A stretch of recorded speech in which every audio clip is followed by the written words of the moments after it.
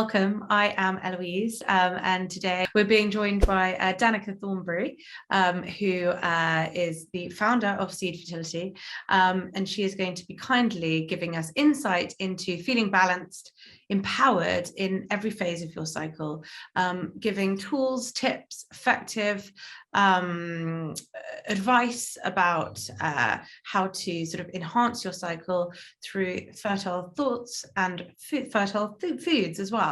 So this is called the Seed Fertility Program, and we're delighted to be sharing this with you today. Danica, please tell us a bit about you. So I have been in fertility for 22 years. I've written a book called Stick It To Me Baby, which is a compilation of the stories that I observed unfolding in my acupuncture treatment rooms. They're very inspirational, and they reveal what the women can do when they change their mind. Then I created the Seed Fertility Program, or seedfertility.com, which is a way for women to access this information on a daily basis through their laptop, iPad, or phone, giving them the power that they need and the specific guidance. I have 2 kids of my own who wouldn't be here if I had listened to the doctors only. I had to listen to myself, and that's the thrust behind all of my products. Amazing. Okay, thank you, Eloise, and everybody who's attending. Thank you so much for your time today. I am so excited about this material. It's what I think is my life purpose, and I've helped over 2,000 babies, and then I stopped counting. I guess I should say I helped over 2,000 women create babies, and then I stopped counting and just started trying to share this information. So thank you for being here. Let's get started. Here I am in 2000 with one of my teachers, and that would be the first baby that I helped a woman have. He's now 22 years old, probably graduated with college, and it was about 1.5 years after this picture was taken that I was told that I would never be able to have kids of my own. And the acupuncture community told me that if I was lucky enough to get pregnant, that I would probably not be able to carry. This was based on my FSH score and the way that my ovaries were behaving and my cycle lengths. This was after having a master's degree in a different way of living that is all about self-care and being healthy. So you can imagine it was pretty shocking. So mine is a story of personal empowerment. Here are my 2 kids.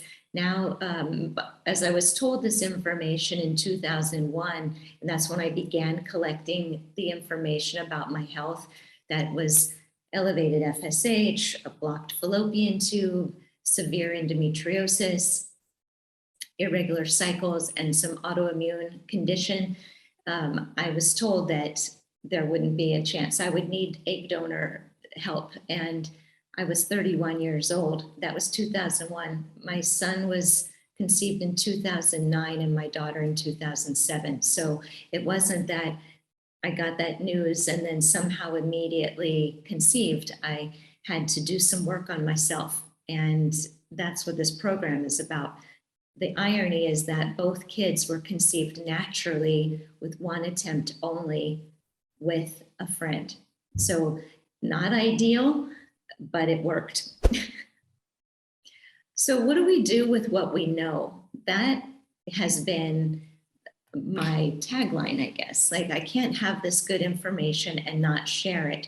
And it was from working with the patients and figuring out what is making our ovaries misbehave, what's making our cycles irregular, what's making my body full of inflammation and endometriosis, and more importantly, what can I do to reverse any of it? Is there anything I can do?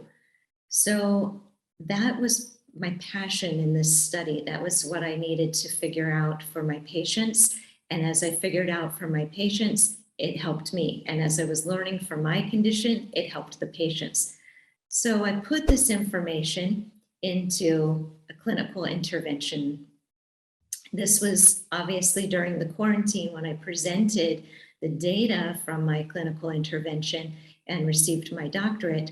I'm bringing the key points of that study into this webinar today so that you can understand that this isn't just information that's anecdotal, that related to my 2 kids. It actually is something I've tested with hundreds and hundreds of patients within the walls of my clinic.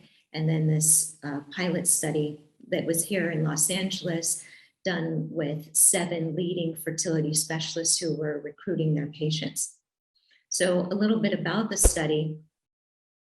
I wanted to know if women had access to this holistic framework and they learned how to change their mindset about what was happening to them, instead of being so depressing and feeling broken and like they were being punished, could I help them reset the way that they were thinking about the situation such that they could feel like they had more control over what was going on? The group that I used to study was the poor responder contention from IVF. These are the women who are in the most dire circumstances, whereby they will get less than 8 or 9 follicles at the onset of IVF. Most of them were getting 4 to 6 eggs recruiting at the beginning of their cycle. And they had a proven history with IVF that we could draw from their data and compare to using the study, looking at their parameters after using the intervention study. So we knew that these women had an average of 2 years of trying, a minimum of 2 failed IVFs, this poor responder status that meant they had a low reserve of eggs. They had either a high FSH or a low AMH, and they were sometimes told that they had poor egg quality. And they were the ideal group for me to work with, because if anybody was going to be motivated to change their status and to try something that might be viewed as like a last resort, it would be this group. Now, I have to clarify, none of the participants met me or worked with me, and all of them were doing acupuncture already. So it wasn't like some of them were doing acupuncture. We tried to create as thorough and consistent of a group as possible. So the quote I like to apply here is, we cannot solve our problems with the same level of thinking that created them. This quote by Einstein is really the basis of the work that I do. If a woman cannot change her thinking from how broken she is, then it's going to be, she's going to have a very hard time with this process, because it's not about getting lucky. Sometimes women get lucky, but most of the time it's the changes that they make. And women are so empowered when they have the right tools, they do make changes. So over here, you see something we all recognize, which is the 28-day menstrual cycle, and how we have a week or 5 days of shedding the menstrual period, and then a low time of estrogen that starts to build up and increase and rise up to help with ovulation and the LH surge. And then we have the secretory phase, where it's all about helping to support potential implantation. So I took what I learned in Chinese medical school and this traditional image and created something that I worked with on my patients, but that we could use as a teaching tool. So this wheel has 28 days, and you see that it's divided into 4 phases. So we have the least fertile phase, which is when the womb is literally emptying. Women do not feel fertile at that time, and it's hard for them to imagine that pregnancy is in the cards for them with an empty womb. But as the estrogen levels rise and they get into this second phase, where they are either maturing 1 follicle naturally, or they're doing IVF and they're working with the crop of recruiting follicles to have them respond to the medications. In this phase, they start feeling like maybe it is possible, because the rising level of estrogen gives them optimism and amount of fertile confidence, is what I call it. And it's where their emphasis is on the potential. Maybe this cycle will work. Maybe there's something that I've done differently that might make a difference.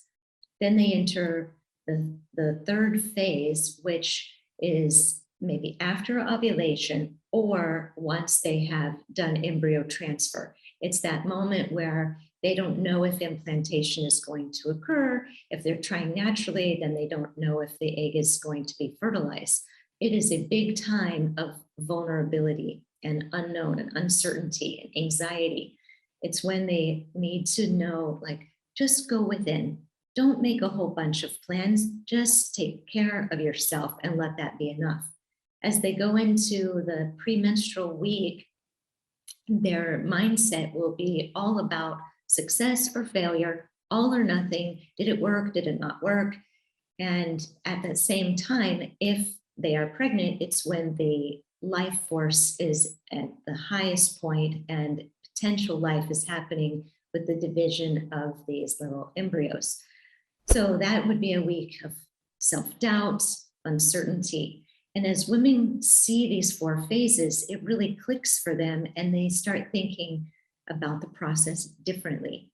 So sorry, can I just ask you a quick question on that? Please. Whilst we're there, on the last slide and those cycles, because I know that I suffer from this myself.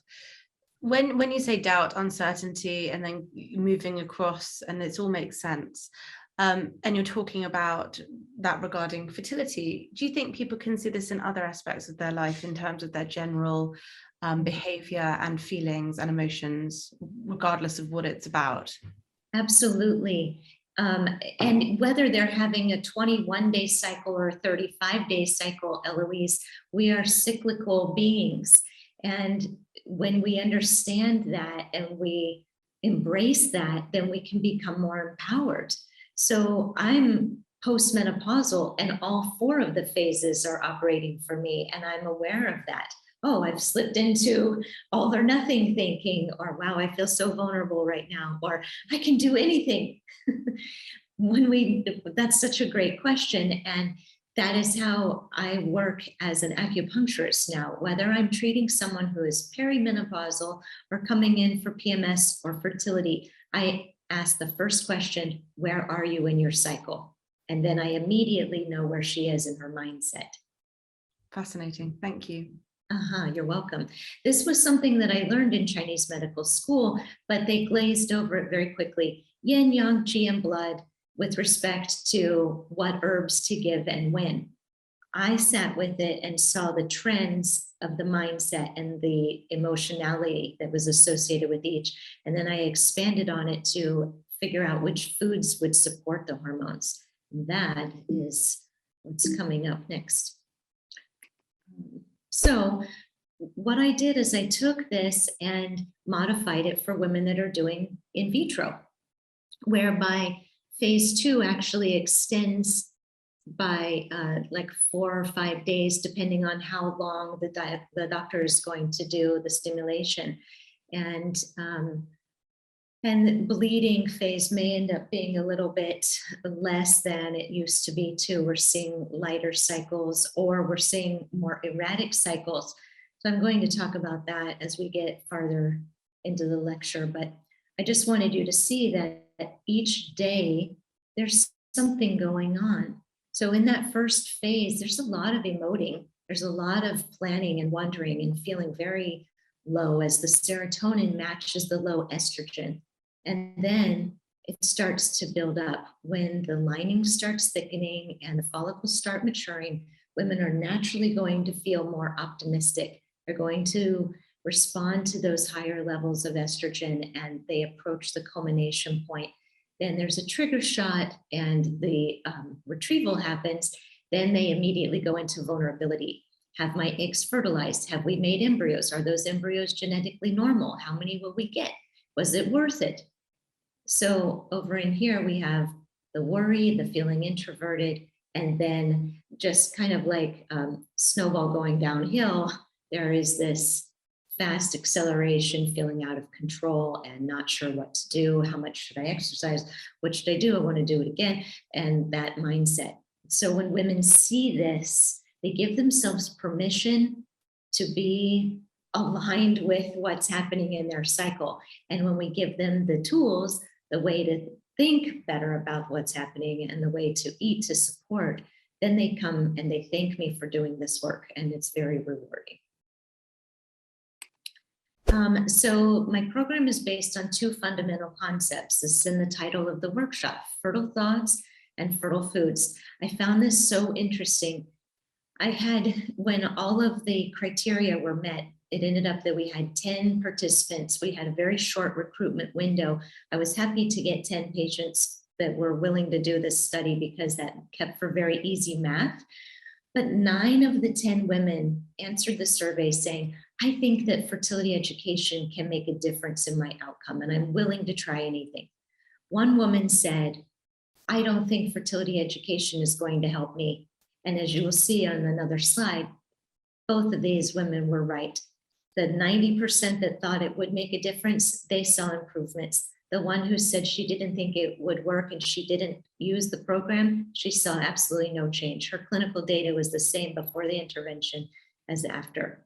And with respect to fertile foods, knowing when and what to eat to align with the cycle does make a difference in the egg quality and the number of embryos and the overall experience. My study proved this. So here you see the dark green shows an increase in the number of eggs compared to the former cycle in historical IVF data. You see some made a big difference, others made a little difference. This one, the woman had fewer eggs, but she had more normal embryos. Here we have a woman who wasn't making many eggs, and the intervention had her not making more eggs. However, her survey response was that she was now ready to use donor eggs. And this was the woman who did not use the intervention at all.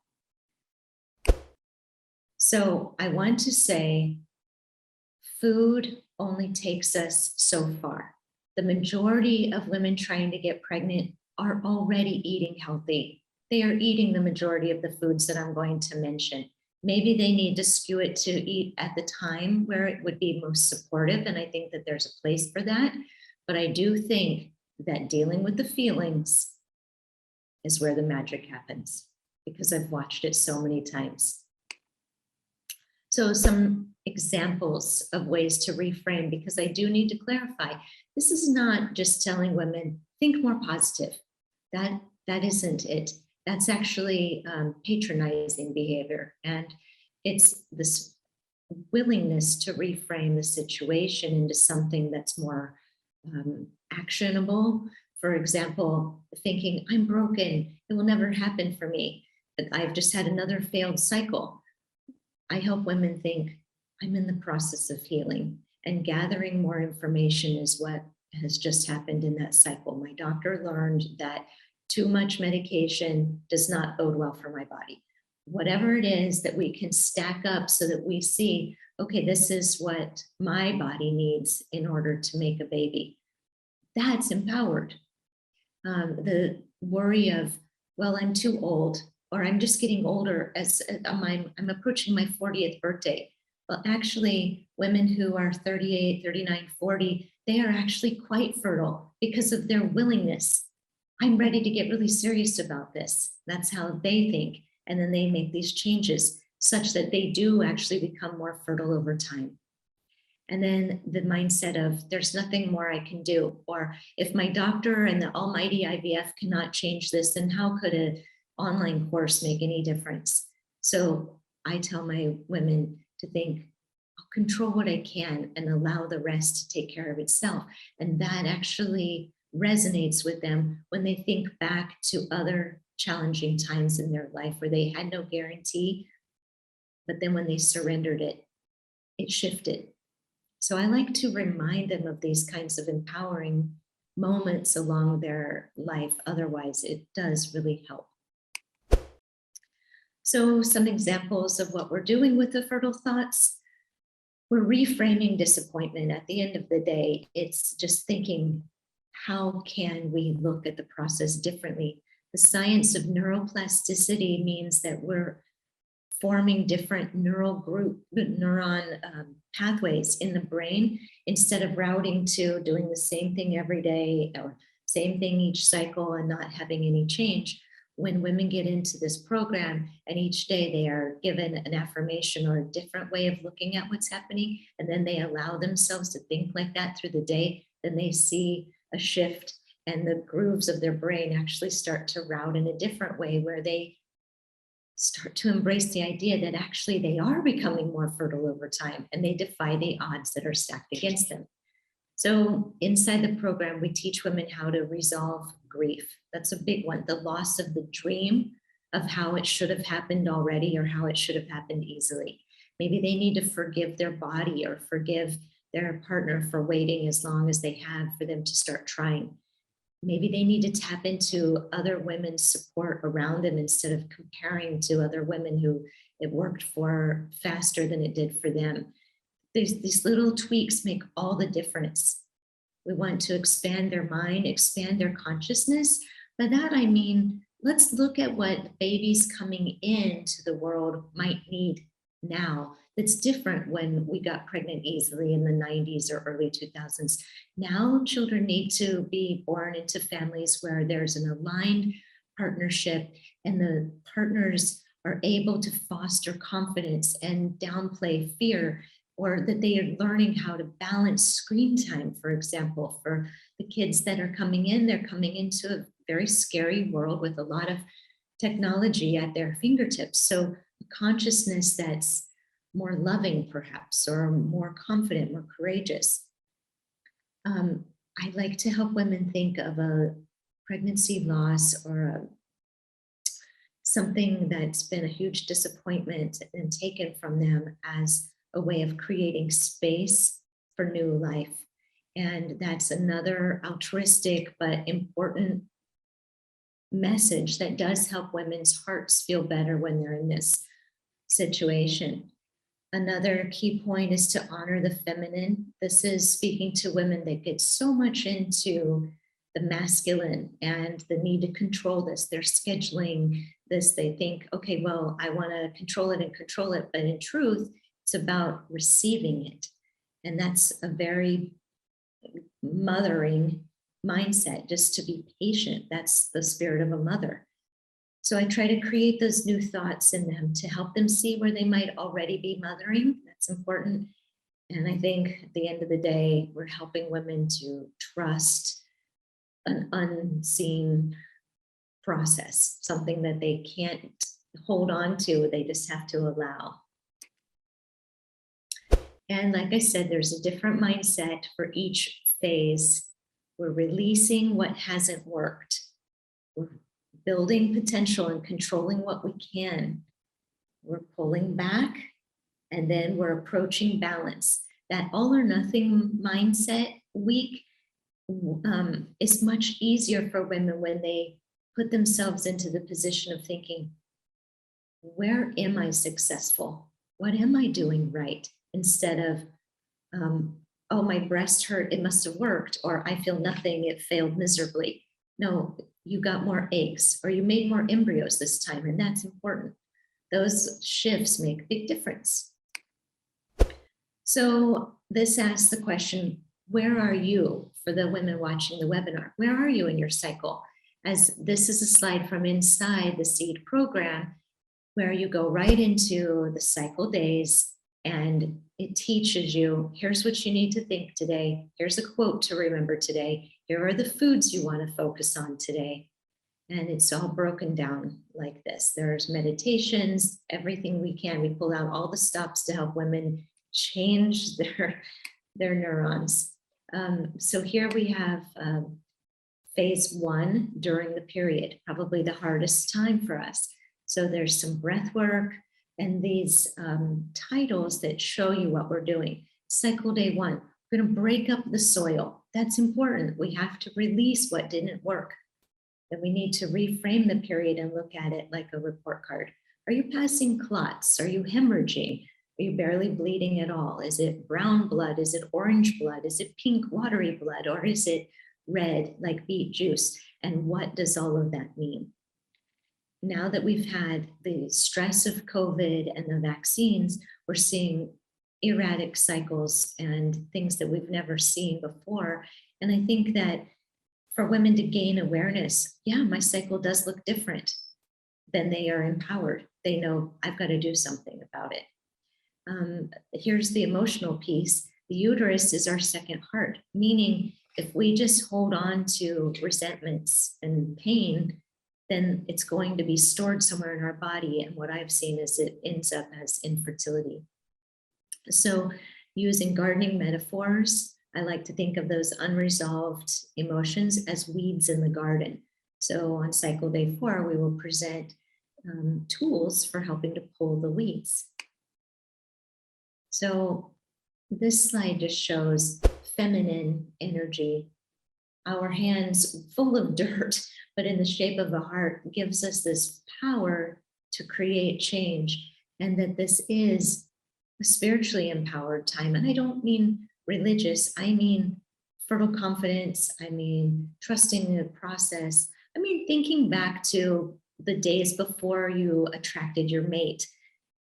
And if you're happily married, then likely you attracted that mate when you were at a high point of confidence and you trusted or you surrendered or you let it go. And the same thing is true around creating a family. At least that's what I've seen thousands of times. So this is a revision of my book.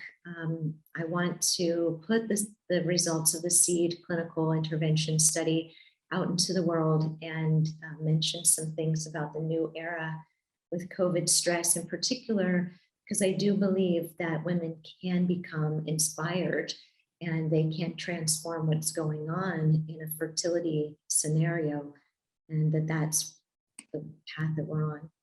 So shifting gears into fertile foods specifically, the foods that help fertility are anti-inflammatory. They're eaten at specific times in the cycle. They're full of high minerals and good fats, as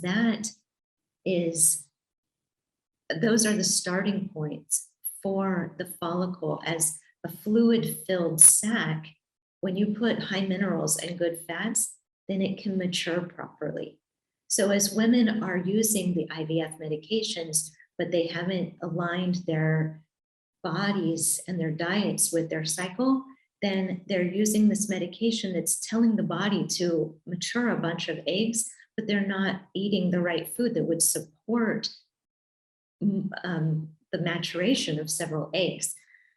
So that's a food aspect, but then I plug in a fertile thoughts and tell the ladies, you need to eat eggs to make eggs, as the cholesterol inside the eggs is a substrate for follicular maturation. And the foods are hormone balancing. So I may mention in the program, or I have emphasized in the program, that it's not a good idea to consume a bunch of soy and phytoestrogen, as that does something to the hormones, and it creates a situation where the IVF meds do not work as effectively. So if you're watching and you're somebody who's vegan or vegetarian eating a lot of soy, you need to look into that, do more research. It's better to take that out. And finally, on the fertile foods, these foods are glycemically balanced, as we know that a lot of women are having trouble ovulating because there's simply too much sugar in their bodies. So inside the SEED program, we provide recipes that nourish the eggs and balance the hormones and allow women to use food as fertile medicine. So a review, phase 1, the foods help to support the cleansing of the period. Phase 2, the women are using food to support the ovaries and the estrogen levels. Phase 3, they're eating foods that help them to stay calm and keep their progesterone levels high and keep their temperature up to support the incubation period. And phase 4, they're eating food that helps them stay balanced. If they can stay glycemically balanced, then their mood will stay balanced. And that just helps everything. So here are some specific foods. Phase 1 cleansing time is about having greens. The green foods in particular have plant fiber called cellulose that will pull out toxic estrogens from the cycle before that didn't work. So there's a green soup, there's a recommended green juice, there's a green superfood. There's also different types of ways to saute greens or eating seaweed, maybe some meat that would be high in iron to replace the blood that's just been lost to the period. There's also cultured vegetables. These foods are high in enzymes, and that helps to till the soil. And in particular for women that have endometriosis, they need those enzymes to break up the clots and clumping of the menstruate. And then we offer a Menzies mix smoothie, which is high in calcium and magnesium to help with cramping. And then we move into phase 2, where she is either ovulating naturally or she's eating for an IVF egg stimulation protocol. And at the top of the list, we have eggs and fish eggs. So the mindset is, I'm using the cholesterol of the eggs to help my own eggs. Then maybe some maca powder would be a good recommendation for that woman to support her estrogen levels.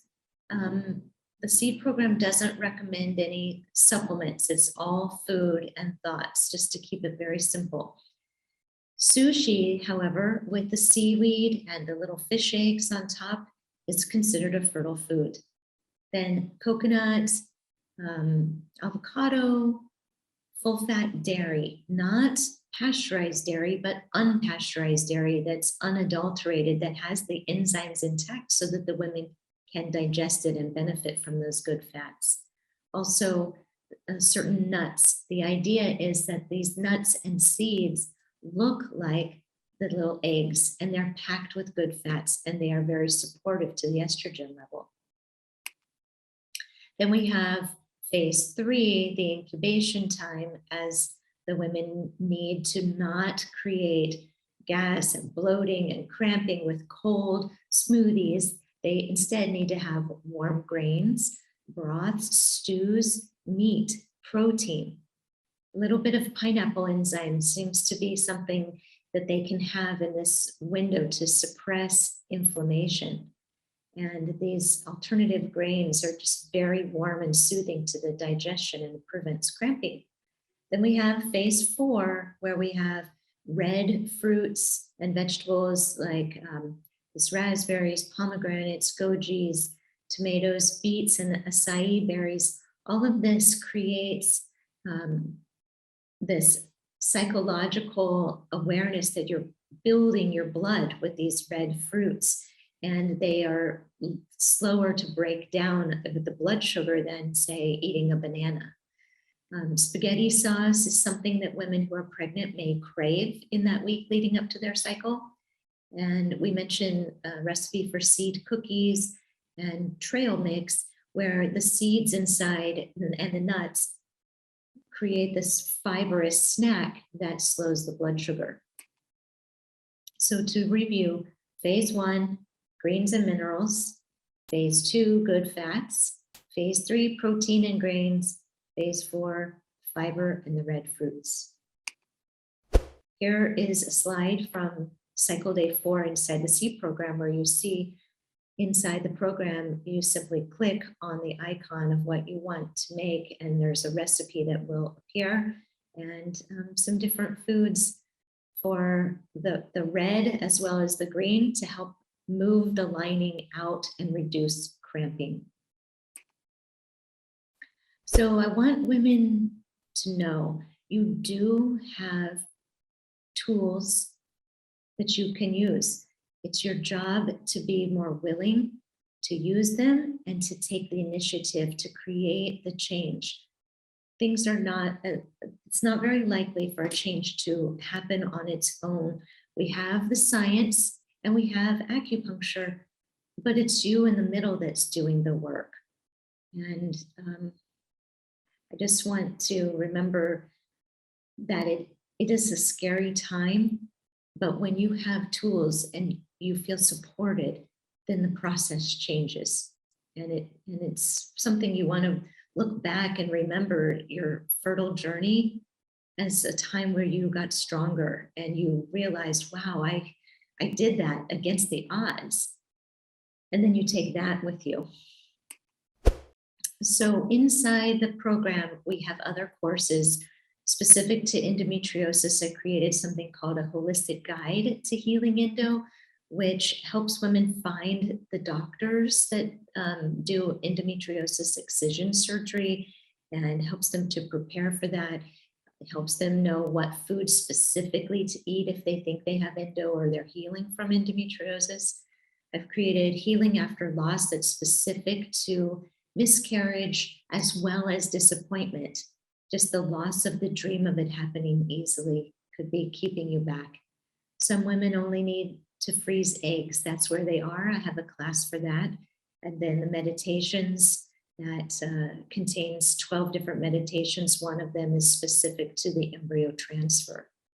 So the masterclass is what I talked about today, a daily guidance system.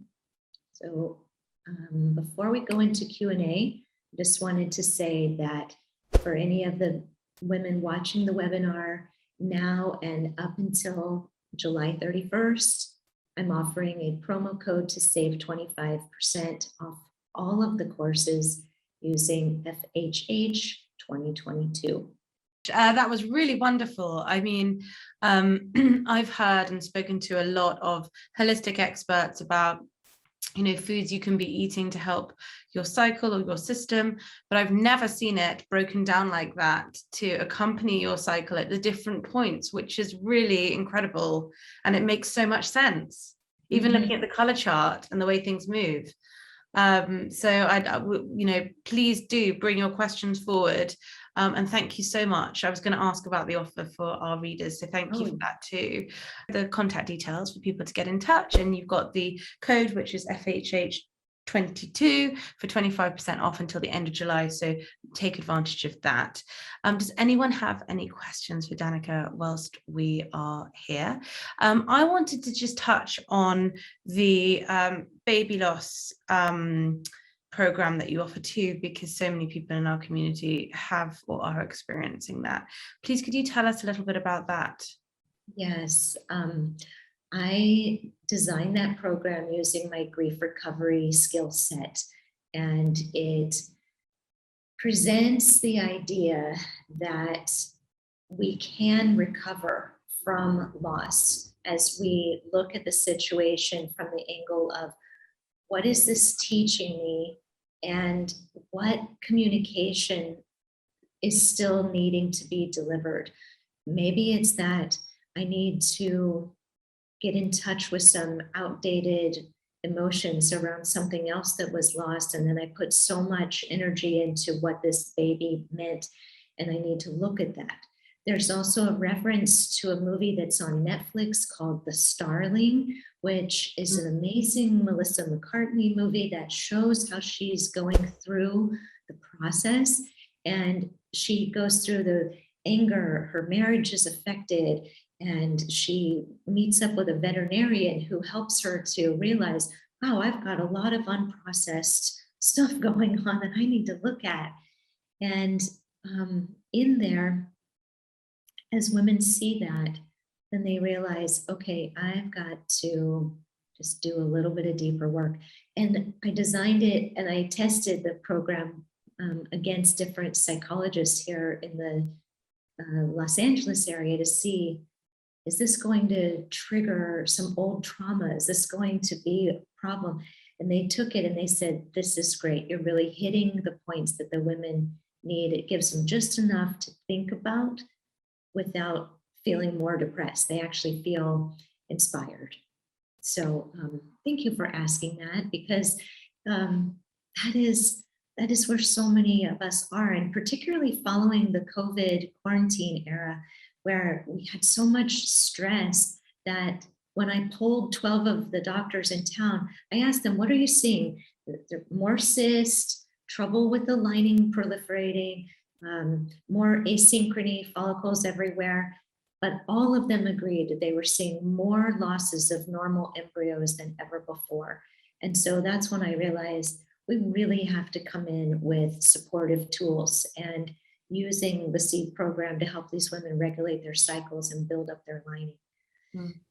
Absolutely. It's all absolutely fascinating, and we're so grateful for you sharing everything with us today. So thank you. And I'm sure everyone watching is really grateful for your expertise as well. So if you've got any follow-up questions, because I know that we're sort of out of time, but please do send them over to the team and to Danica, and she'd be more than happy to answer them. And yep, the code is just there if you'd like to take up that offer. So thank you so much for your time. Thank you to everyone who's joined tonight as well, or today. Thank you, everyone. Okay, thanks.